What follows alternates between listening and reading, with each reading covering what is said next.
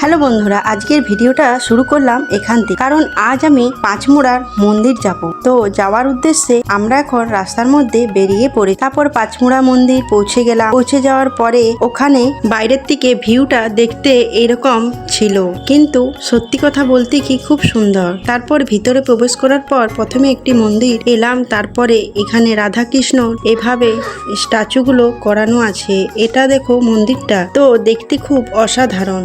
তারপরে শেষমেশ সিঁড়ির উপর উঠে রাধাকৃষ্ণর দর্শন হওয়ার পর ওখানের ভিতরে সুন্দর তুলে ধরার চেষ্টা করছি।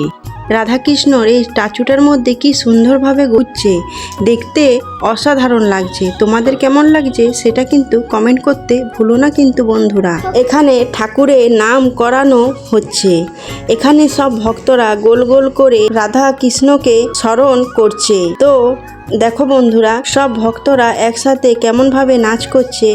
জয় নিতাই, গৌর নিতাই, রাধা গোবিন্দ, রাধে রাধে। এখানে খাওয়া দাওয়ারও ব্যবস্থা ছিল। এখানে সব ভক্তরা খেতে বসে প্রথমে আগে ঠাকুরের নাম করে হাত তুলে রাধা কৃষ্ণকে মনে মনে সবাই স্মরণ করলো। তারপরে সবাই মিলে খাওয়া দাওয়া শুরু করলো। এখানে আরো কত সুন্দর সুন্দর জিনিস বিক্রি করছিল। তো ছোট গোপালটিকে দেখতে বেশ ভালোই লাগছিল, আর এখানে সবাইকেই ভালো দেখাচ্ছে। তোমাদের কেমন লাগছে সেটা বলো বন্ধুরা। তারপরে টোটো করে চেপে আমরা বাড়ি চলে এলাম। এখানে ভিডিওটা শেষ করলাম। Bye bye.